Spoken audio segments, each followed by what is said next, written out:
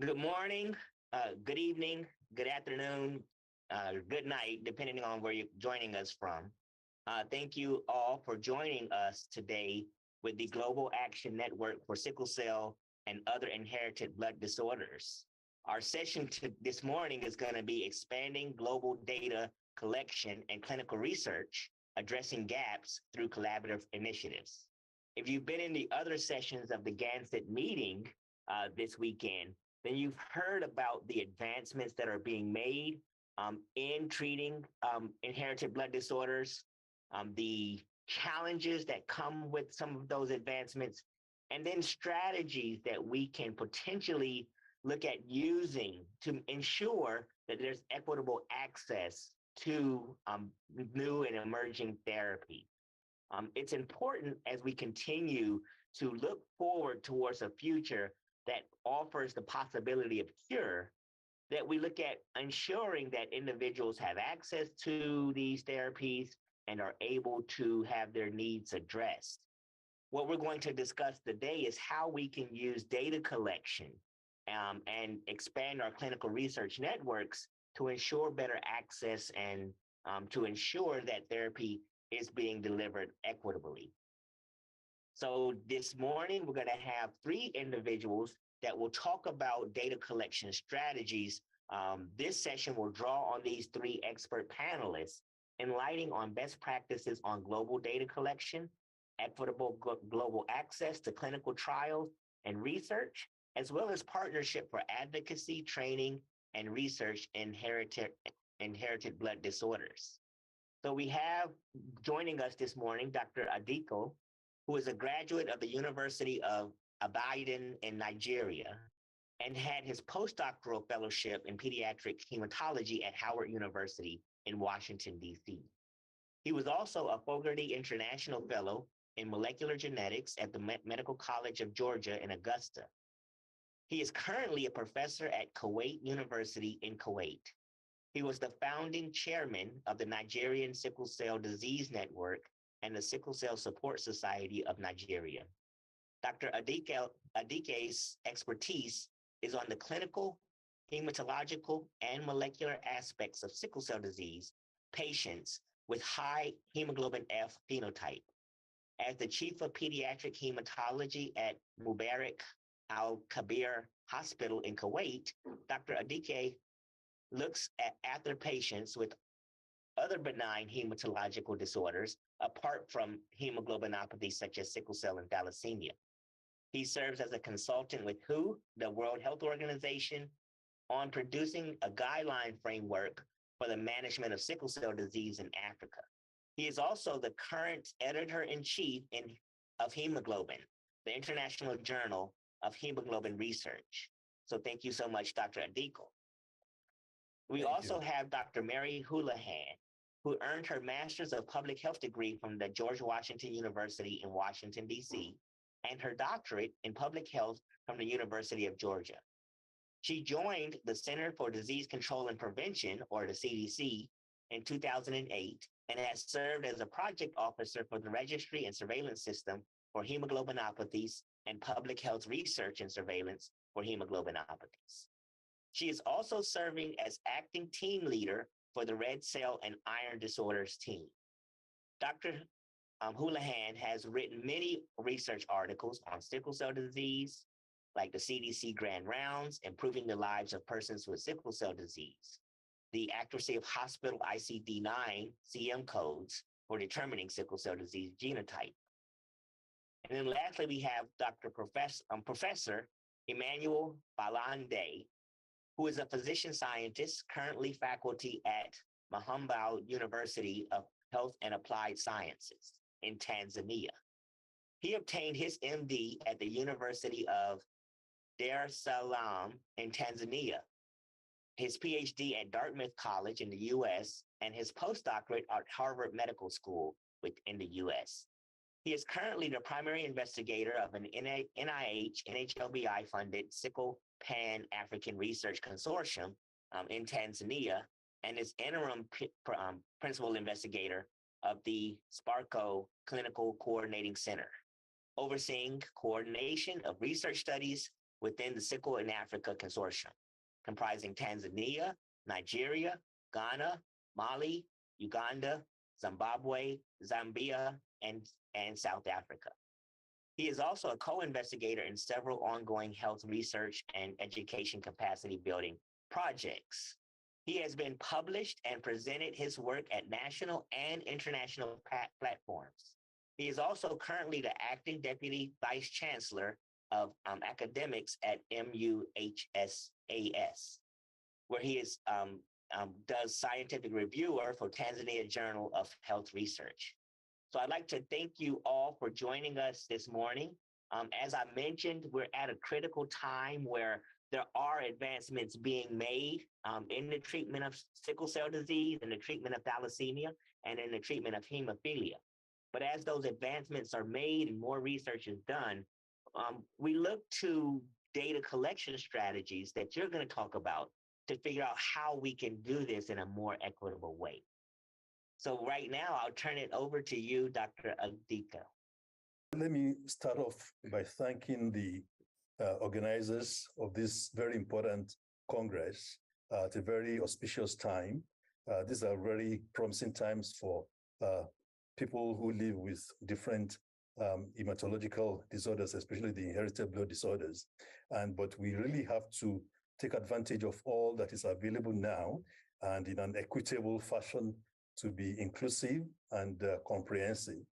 And my presentation is going to be on patients with the high hemoglobin F sickle cell disease phenotype and what the implications are for clinical trials.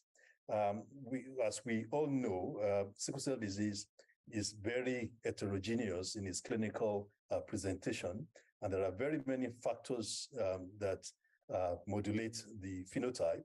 The main genetic factors are the beta S globin haplotype, which is the chromosomal pattern on which the sickle mutation exists, and the hemoglobin F levels. And there are different modifiers that modulate the F level by itself.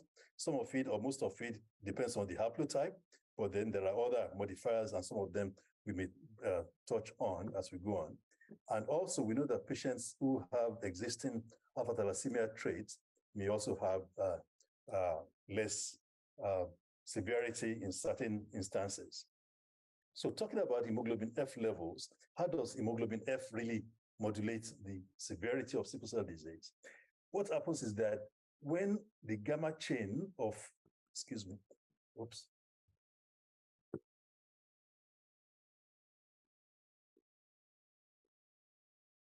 when the gamma chain from fetal hemoglobin coexists within the heterodimer of the alpha-2 and beta combination, you have a more soluble molecule than the homotetramer that you have with alpha-2 and beta S2. And it's been shown that patients with hemoglobin F of 20% or more would have a milder disease and decreased major organ complications. And if you manage to have hemoglobin F of up to 30%, you're virtually asymptomatic. Now, a lot of that, of the clinical work was done by Dr. Powers and a few others in the late 60s and early 70s, mainly working from the US. But in the US, the distribution of fetal hemoglobin is skewed to the left, so that the average will be like 8 to 10%, whereas most patients would have very low hemoglobin F levels, and only a few have high levels of 20 and above.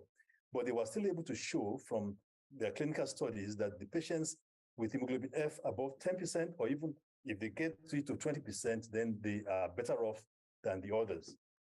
Now, sickle cell patients from eastern province of Saudi Arabia eastwards to Kuwait, Iran, and of course, India, carry the Arab-India haplotype, and they have high fetal hemoglobin. Kuwait is very unique in that almost all the patients carry this haplotype and they have high fetal hemoglobin levels. And this is a histogram showing the F distribution among our patients. The mean usually is about 22%, and we have many patients that have even more than 30%, close to 40%, at times almost 50%. and very few on the other extreme.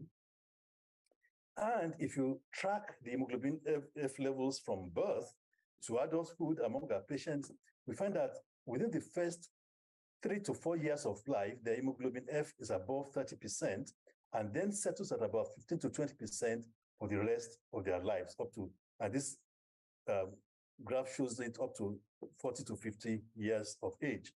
And I want you to take particular note of this period between the first 2-3 years of life. And we know that a lot of the vasculopathy and the complications that occur in the vessels occur at this point. And if at this time they have up to 30% fetal hemoglobin, we can understand why their phenotype may be milder as they get older. Now, the other phenomenon that we see in the Middle East and parts of Europe or Southern Europe is that there's a preponderance of beta thalassemia, so that we have S-beta zerothal phenotype and the SS phenotype.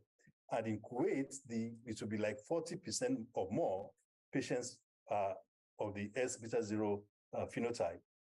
And the hemoglobin, most of these patients, we do not have hemolysis as such, so they maintain a fairly decent hemoglobin level, and their hemoglobin F, both in S-beta 0 and SS, are comparable in that the mean is usually above 20%.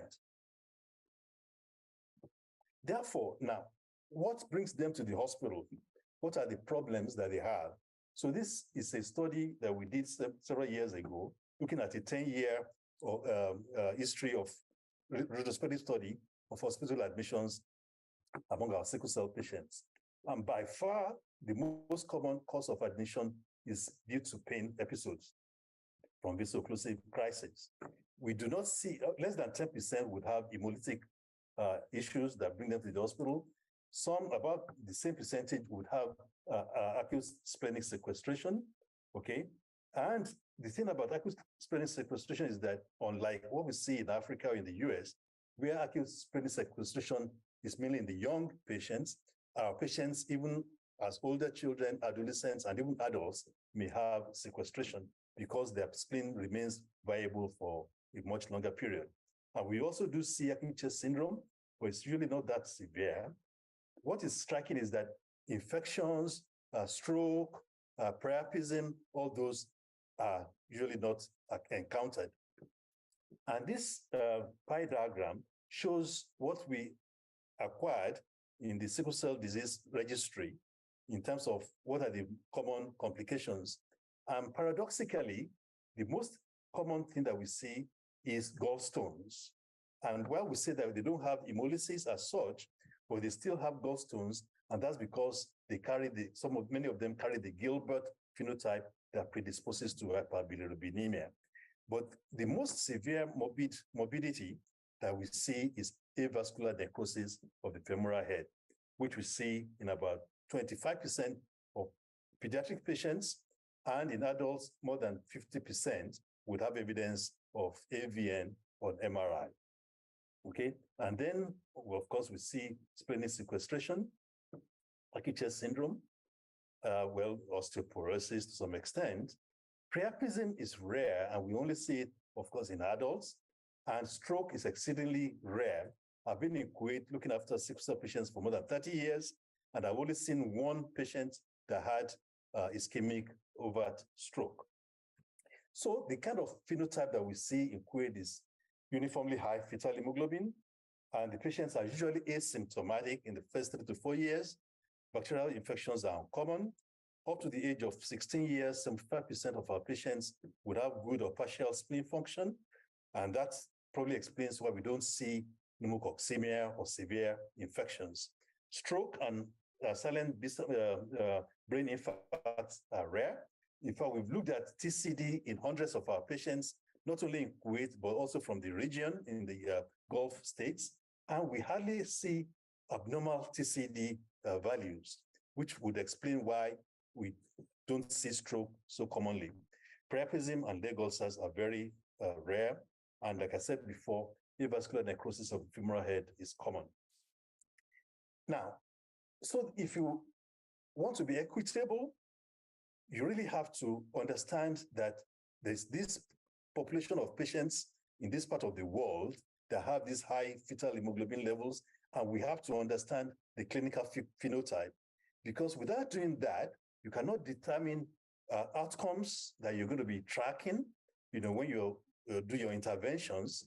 Now, so the hemoglobin levels you should know what the prevalent pattern is in that region, and you have to be aware that if you're looking for priapism or leg ulcers, stroke, abnormal TCD, then you would be backing the wrong horse or up the wrong tree. Okay, the most common outcomes among my patients, for instance, will be the frequent VOC and AVN. And for the next remaining time, I'll just talk a little bit about some of the interventional drugs that we know modify the phenotype. Now, hydroxyurea, of course, was the first drug that was approved. We know that it induces high fetal hemoglobin, but in addition, it has other mechanisms by which it acts and provide benefit in sickle cell patients. Now, up to the 90s, early 90s, we were still not sure whether hydroxyurea should actually be used in patients with high fetal hemoglobin, or whether it would be beneficial, or whether it would predispose them more to avascular necrosis. So that was a problem. But in practice, we've now used it in many patients, and we see that our patients, in fact, respond better when there are indications for its use. They do well clinically, and the relevant laboratory values that we track also track in the positive direction. And many of our patients, starting off with hemoglobin F of 15 to 20%, would have this massive increase, and many of them will reach up to 40%, and they're so well, it's completely asymptomatic. But of course, after a few months, there's a decrease in the fetal hemoglobin level, but it usually settles around the 30 to 35% range. Now, voxelotor, which is a hemoglobin S polymerization inhibitor, we know that it increases the red cell half-life and reduces anemia and hemolysis. Okay. Now, if this is the main outcome that we're tracking in terms of anemia, or that we're using to select patients to be put on voxelotor, then that might be a problem, because most of our patients would have hemoglobin, like I said, above 10%. So it's nice to know. So we would really like to establish how voxelotor would perform in patients with high hemoglobin F. We should bear in mind that although there's less anemia in our patients, pain episodes are still the most common phenotype. That's what brings them to the hospital. So we really need real-life data to document the pattern of response that we will get in our patients. We still do not have that up to now. Now, crizanlizumab, which is a monoclonal antibody that targets the p-selectin, has been shown to be very helpful in reducing VOC rate. Okay, and we think drugs like this that target the adhesion phenomenon would be very beneficial to our patients, where VOC is the main phenotype. Okay, now, of course, we still do not have those kind of data to quote. Finally, in terms of gene therapy, one of the main strategies currently in gene editing is CRISPR-Cas knockout of BCL11A on chromosome 2, that then leads to high fetal hemoglobin production. But recent evidence from Kuwait, looking at the different SNPs and in the constitutive trait loci, we showed that the BCL11A on chromosome 2 might not be that important.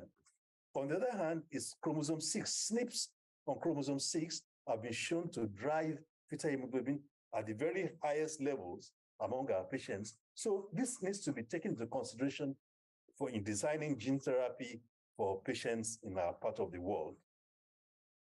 So in conclusion, I think there's a need to appreciate the phenotypic differences in sickle cell patients with high fetal hemoglobin.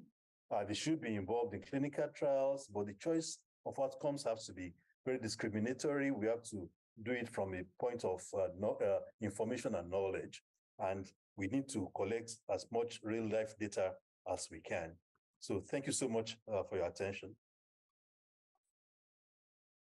Thank you so much, Dr. Adike, for that presentation. I have some questions, and I forgot to mention at the beginning that if you do have questions, to please put them in the Q&A so that we can have those questions addressed at the end of the session.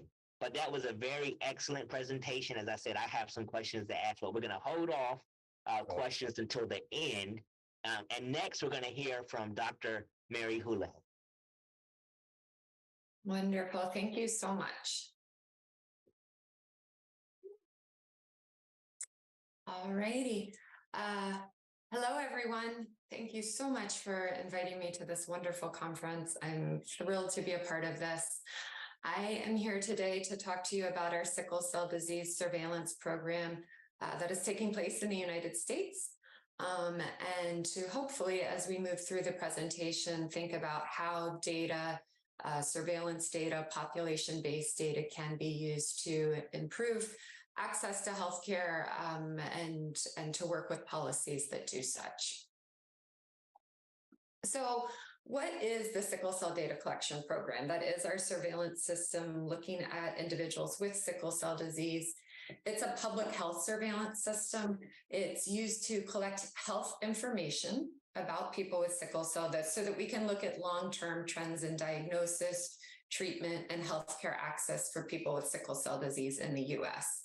That information is used to inform policy, to inform healthcare standards, ones that improve and extend the lives of people with sickle cell disease.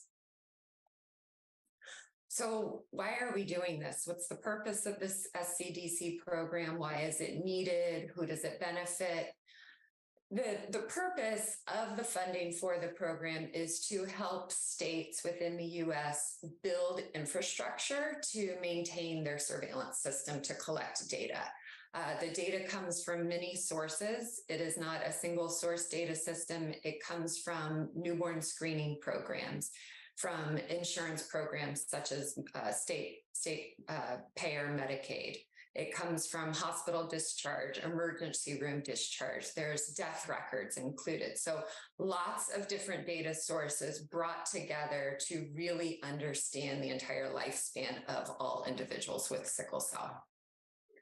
And the purpose is also to really gain a better understanding of healthcare, health outcomes for all individuals with sickle cell. Again, I really want to emphasize that the goal is to include all individuals with sickle cell in the United States, regardless of age, regardless of insurance, regardless of disease severity, or where they receive their health care. So what are the priorities? We have all this data collected, it's coming in, it's longitudinal data. So every year there is more information added, there are more individuals added to the data system. What are we doing with that information? What are the priorities? So obviously at the top of the screen, data collection is a huge priority. That is where a lot of resources, time, and effort are spent in the project. But that alone is certainly not enough. It really has to move way past just collecting data.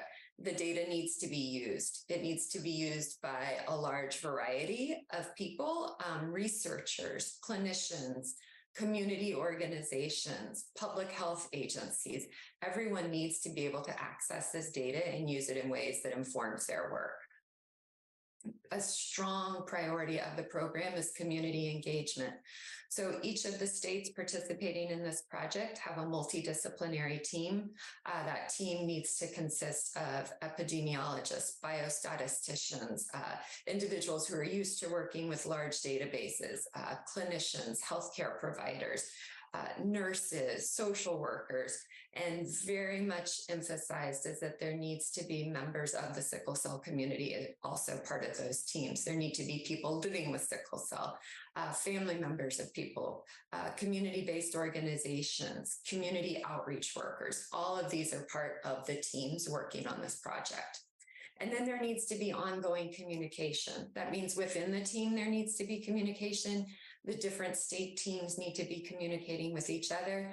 And this information and the results of the findings need to be communicated outside of just the research and scientific and clinical community.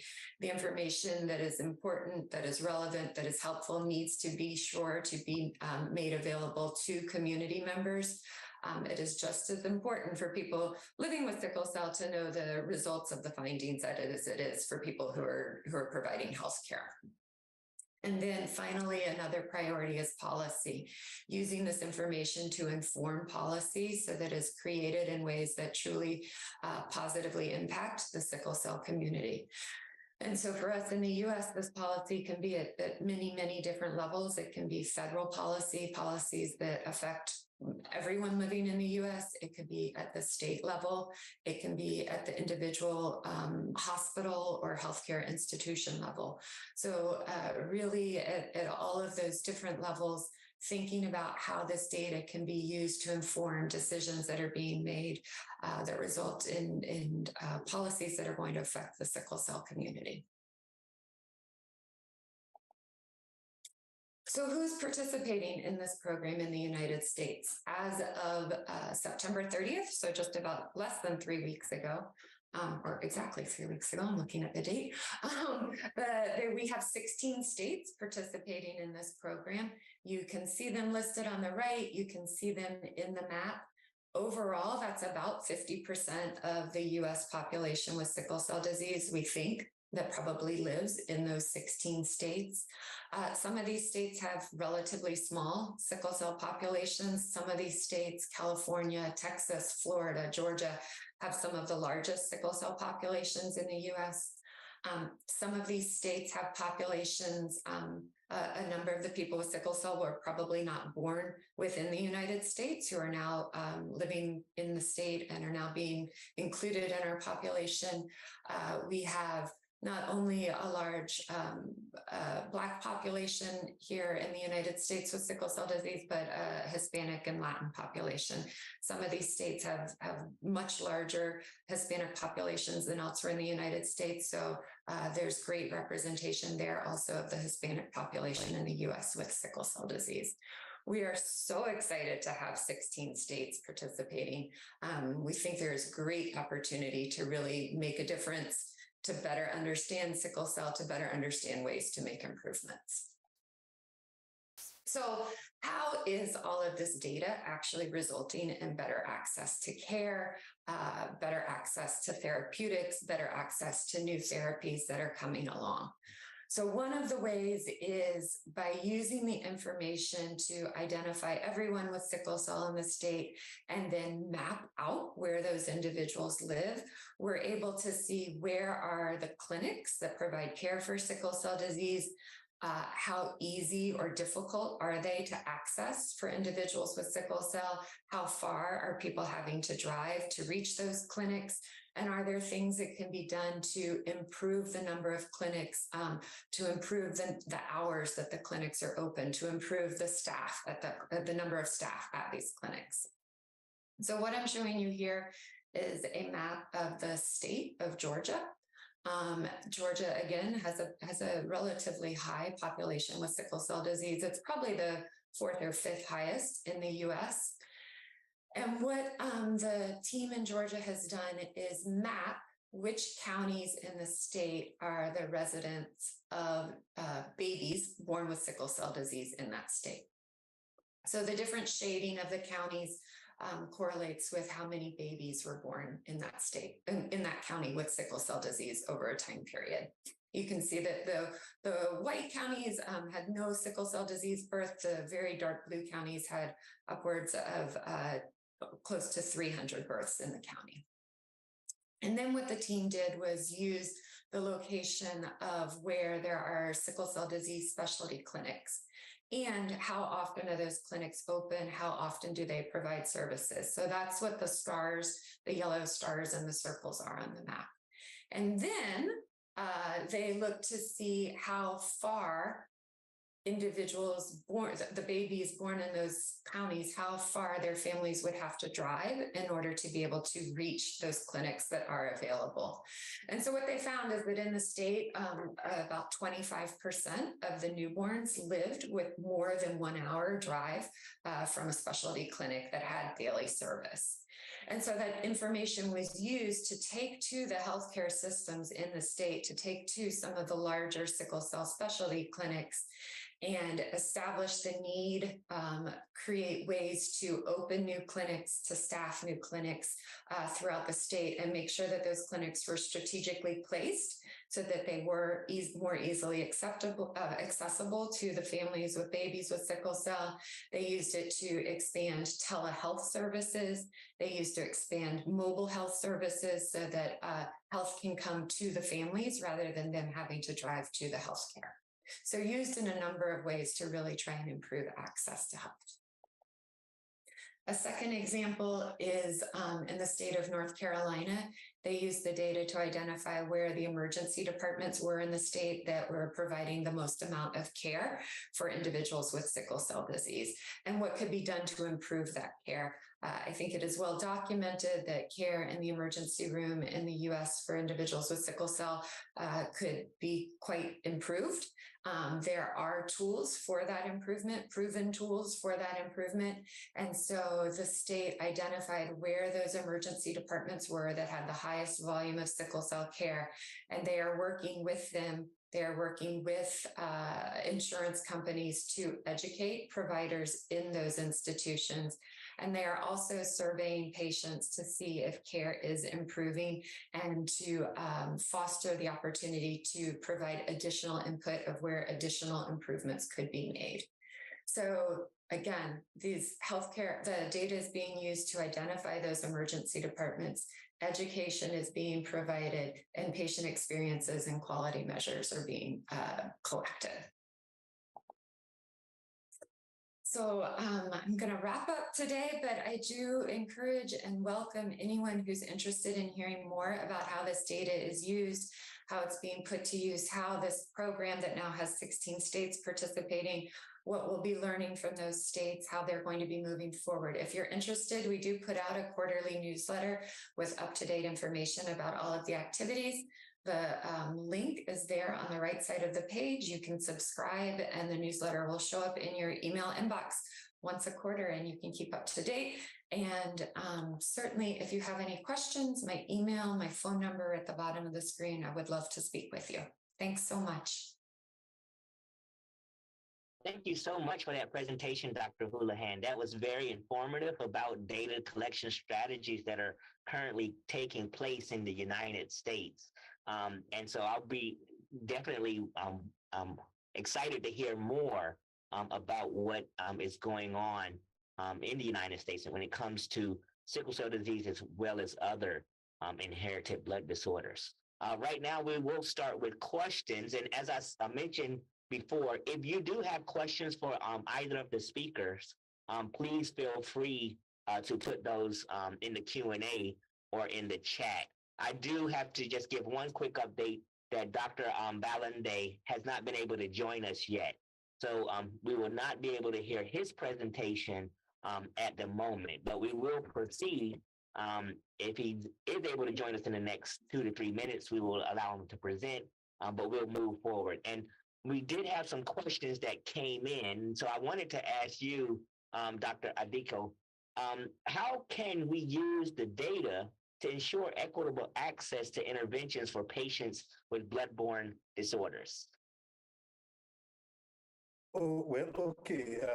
I think to make this really equitable and appropriate, we just have to know that sickle cell disease is not a uniform disease, that it varies, and that we have this huge, like almost an alternate group of patients whose presentation is quite different in many ways from what most people are used to. And I'm not even sure how many in the pharma industry are aware of that. You see, so many people, until you they make contact with people like us who work in the area are not aware of the differences. For instance, in terms of prophylactic penicillin to prevent pneumococemia in the first 5 years of life. Now, most of our patients don't even present until age 4 or 5, you see. So we can't make that a uniform recommendation, for instance, you see. So the important thing is we need data, we need research, and we need information to get across that there's this alternate group, and what you assume in other areas may not be quite appropriate. So if you're looking for outcomes that you want to judge your intervention against, then you got to do it from a position of strength and information. Thank you. Wonderful, wonderful. That's excellent. And you do bring out the point that different phenotypes are seen in sickle cell, the sickle cell population. We can probably see this also in hemophilia and thalassemia. I think one of the things I would have for Dr. Houlihan is that, the United States and other regions of the world are seeing unprecedented migration and immigration. And has that have you seen any changes in the distribution of sickle cell disease as a result of the unprecedented migration and immigration that's happening in the U.S.? Thanks. That's a great question.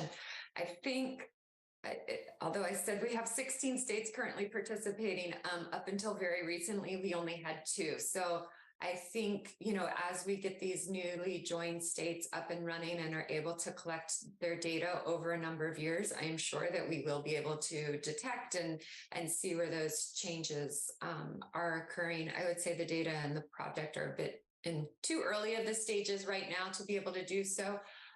But we will. What I can say is it certainly allows us, even with just the 2 that were participating for a number of years, and that was California and Georgia, we can certainly see where there are distinct differences in the populations that make up, even from state to state within the United States. And certainly I imagine that those are a direct result of various immigration and migration patterns over the years throughout the U.S. So we're starting to see it, and we'll certainly be collecting more and more information on that as we move forward. Excellent. Wonderful. We did have another question, though, for you, Dr. Adiko. And that question is, I believe you've answered it in the chat, but if you can answer it for the other participants. What is responsible for the selection of pathology of AVN or avascular necrosis in the Arab Indian haplotype? And I'm going to add another question to that.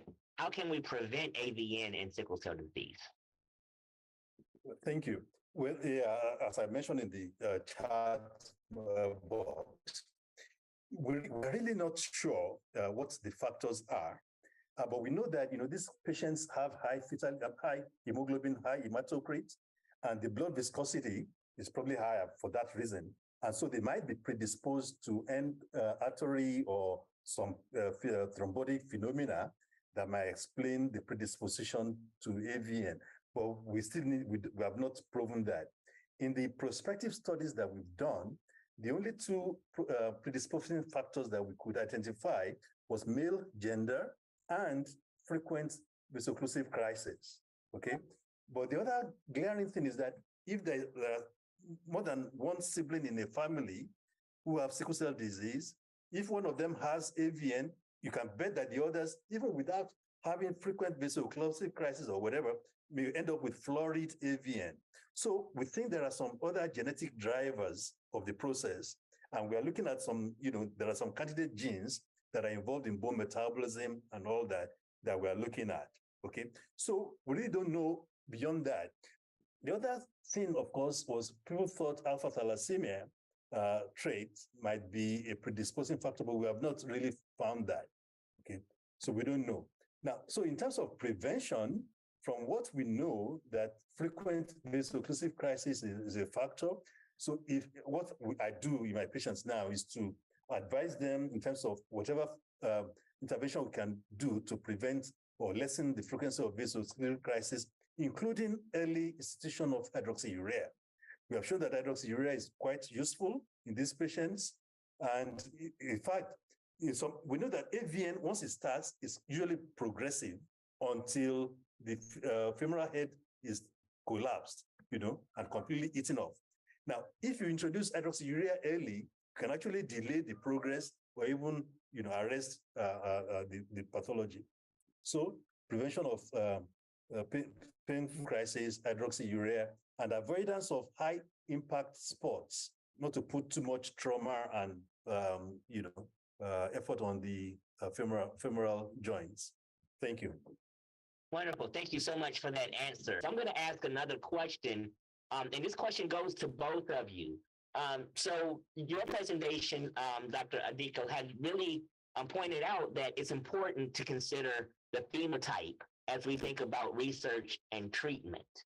And we know that, as I had mentioned in my question before, populations are moving around to different regions of the world. So in the U.S., for example, we're having a lot of immigration occur. I imagine it's happening also in places like Canada and Europe, Africa, the Middle East. Are there steps to really work with pharmaceutical companies, researchers that are doing these clinical trials so that we are getting the correct endpoints and measuring the correct endpoints for the patients that we're doing the research in, so that drugs that are really effective don't appear that they're not effective? Mm-hmm. And then Mary, you want also with that, Dr. Houlihan, are we expanding that data collection strategy you have in the U.S. to other countries to account for some of this as well? So, sorry. So I can try to answer the first part of the question, but it's very much from a U.S. perspective. I know as far as clinical endpoints for clinical trials, there have been a number of efforts. There have been initiatives by the American Society of Hematology in collaboration with the U.S.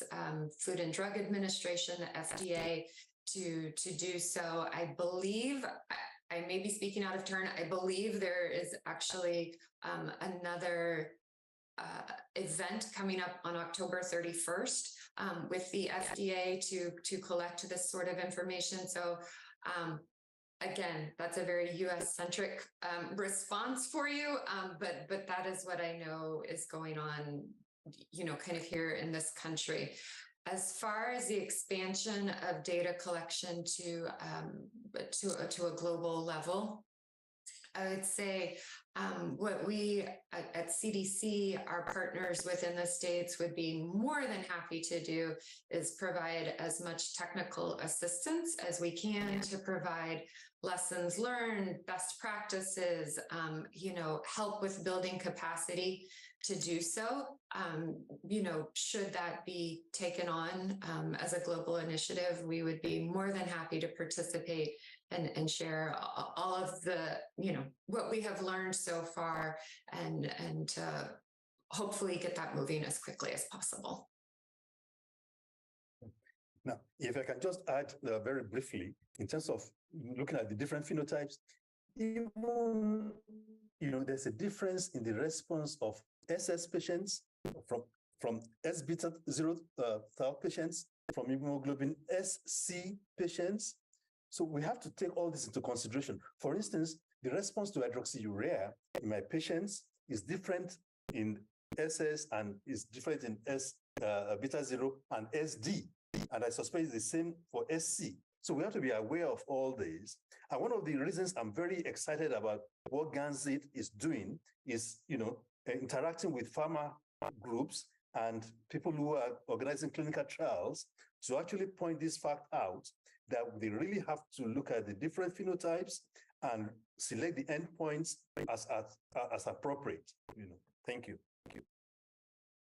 Wonderful. Thank you so much for that response. So Dr. Balandya has been able to join us. Thank you so much for joining us, and we'll turn the floor over to you so that you can give your presentation.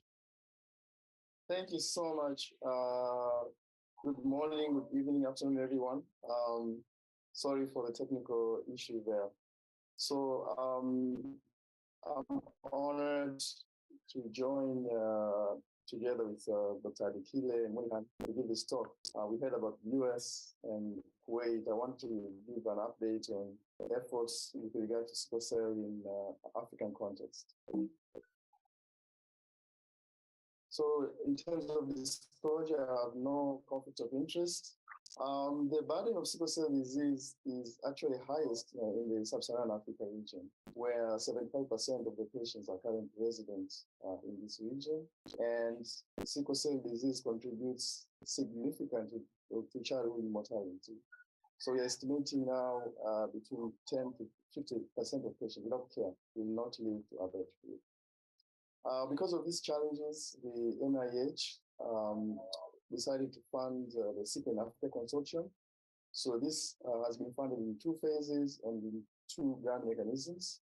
So the first one is the U01 mechanism for Sickle Pan-African Research Consortium, abbreviated as SPARCO. During the first phase in 2017, we were 3 countries, Tanzania, Ghana, Nigeria. But in the expanded phase since 2021, we've added Uganda, Mali, and Zambia, which is working together with Zimbabwe. So as you can see, we are 7 implementing countries strong. Together with the country implementing sites, we have what we call coordinating centers. These are U24 mechanisms. One is Sickle Pan-African Research Consortium Clinical Coordinating Center, which is in Tanzania, MUHAS, at the university. And we have a data coordination through Sickle Africa Data Coordinating Center, funded to University of Cape Town in South Africa. So the photo on your right shows the various countries where SickleInAfrica is currently operating. So this is way back in 2017 when we started. And this is recently this year, so you can see the consortium is expanding. And we have 4 major objectives. One is to establish a web-based database for sickle cell disease, similar to what Dr. William presented in the US. We are having another objective to promote standards of care for sickle cell disease, to provide training as well as conduct research.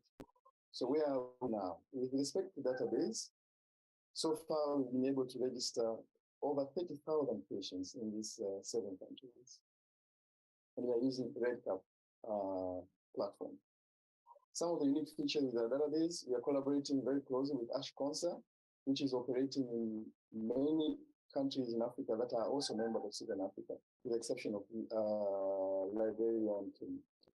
Some of the countries have unique aspects. For instance, Nigeria, they have an almost nationwide network through all the federal states in Nigeria.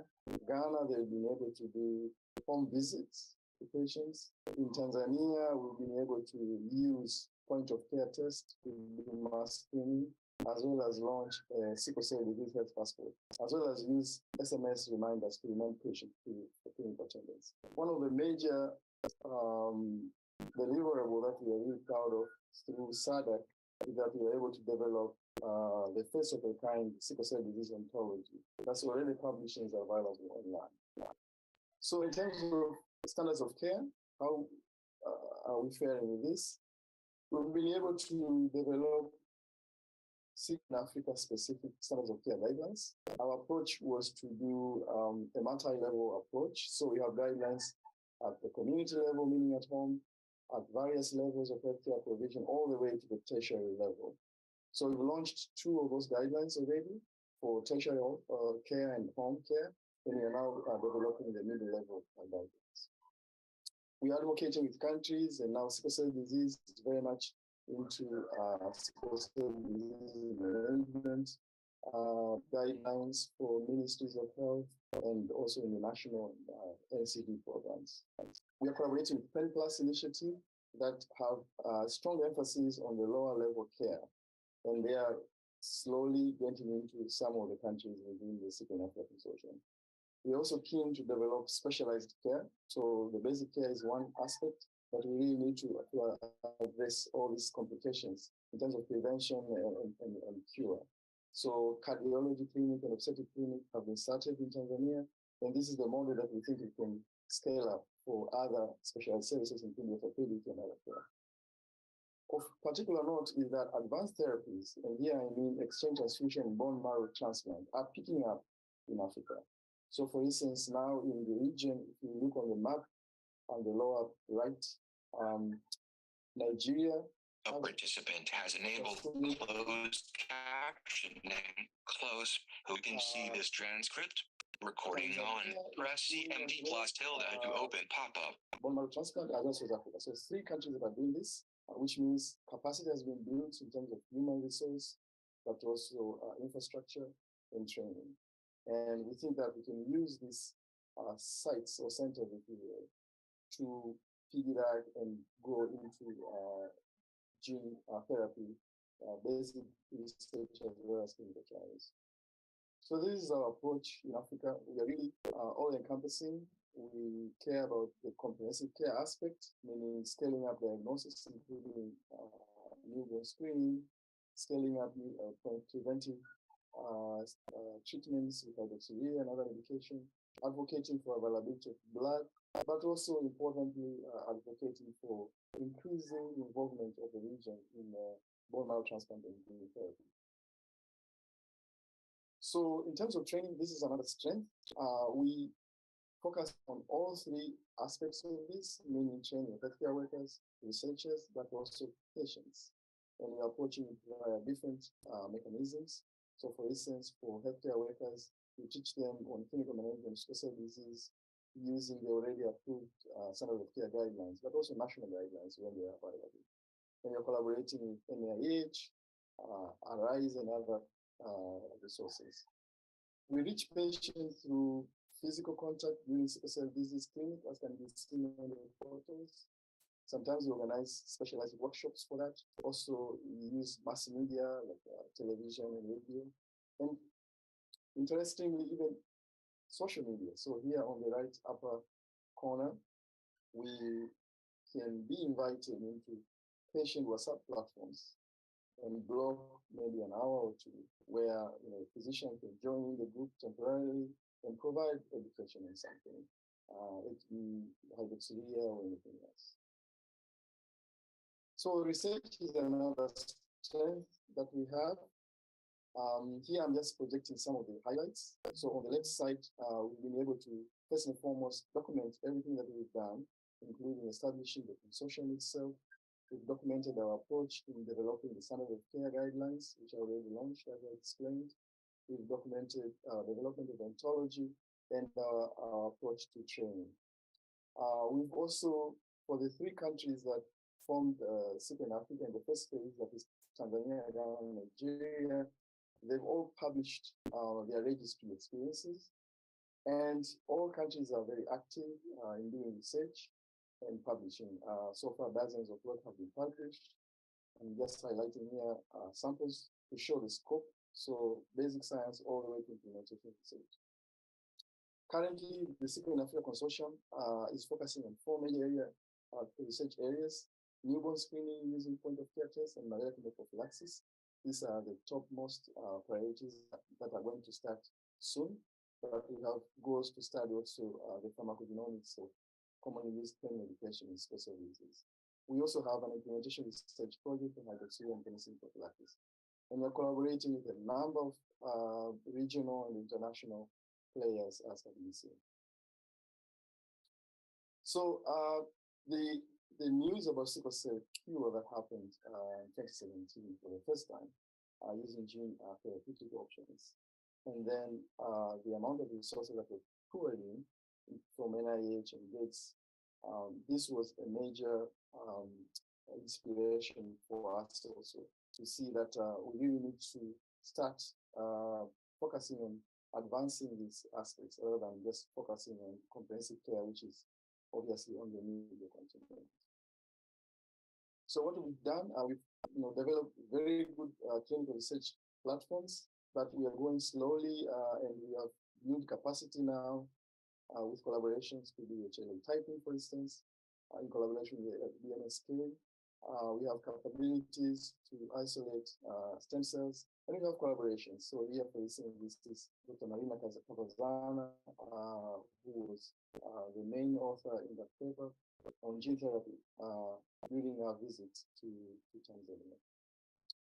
As Dr. Mulligan mentioned, patient connection is very critical. We've observed that as well. So we have very close connection with patients through patient groups, but also we work with community advisory groups, religious leaders, and it's in here to have advocacy for sickle cell disease on patient and community, on part of the patient and communities. We also try as much as we can to have higher level advocacy. Seeing here, our president during a visit at NIH, we've also visited ambassadors in various countries, US ambassadors, French ambassadors.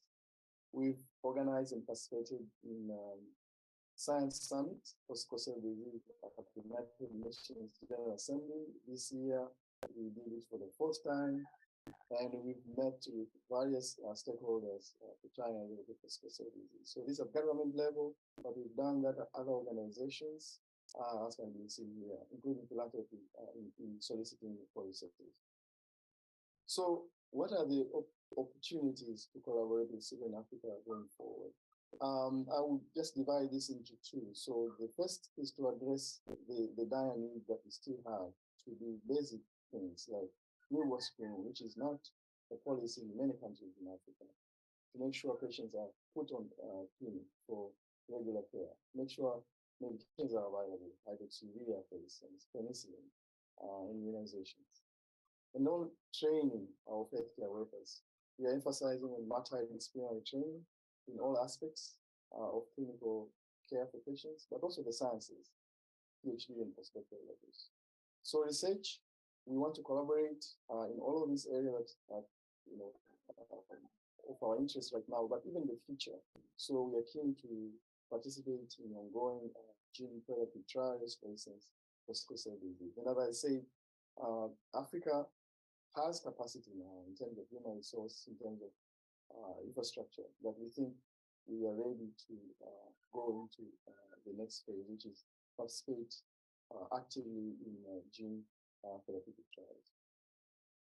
So that's what I wanted to share with you. I want to thank the NIH for funding all these grants to various countries that together form the SickleInAfrica Consortium. Thanks very much. Thank you very much for that presentation, Dr. Balandya. That was wonderful, explaining how we are taking those steps to build networks in Africa that can really help to address sickle cell disease. There was a question asked in the chat, and we're running low on time, so I just wanted to point out that someone had asked, well, how can we expand these models? And one person said that maybe looking at the World Federation of Hemophilia for the World Bleeding Disorders Registry is one way to look at data collection strategies. As we start moving into a future, a brave new world that has the potential to offer not only very good treatments, but also cures, we do have to look at from a global perspective, how do we engage all of these stakeholders to ensure that we're improving access, and Gansett is working on that. I don't know if Sarah Ford, if you have time to just give a 1 minute talk about what Gansett is doing.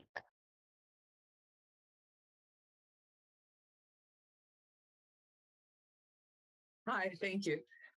One of the things that we are looking to do is to include the strategic priority of data collection within our strategic planning framework. And one of the areas that we want to be able to focus in on is identifying where there have been success or gaps with regards to data collection. And someone had just recently brought up the fact that there are different initiatives that are happening around the world, and they might be very relevant in terms of the best practices that they came up with during the identification period of how to set up either registries or data collection processes. So I would just encourage everyone to continue to provide feedback. This is an excellent session, and thank you very much for your feedback. Great. Thank you so much, Sarah. We do have a poll, so before you leave, Gansett wants to be at that front edge of improving care for individuals with all inherited blood disorders. So if you don't mind, please complete the poll to give us feedback on how we can improve for future sessions.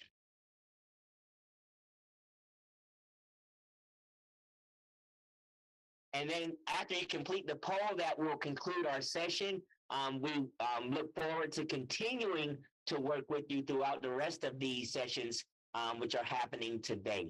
Thank you so much for attending this session and have a wonderful day. Thank you, Donnell. Oh, no, thank all of you. And I do apologize for butchering your name. Thank you very much.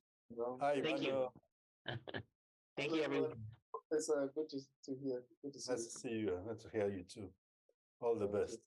Bye. Okay, thank you very much. Okay, bye. Take care, everyone. We're asking everyone to kindly join us on the next session. It's happening now, strengthening infrastructure for care. So that is happening in about 5 minutes. If you can join us on that session. Thank you, everyone.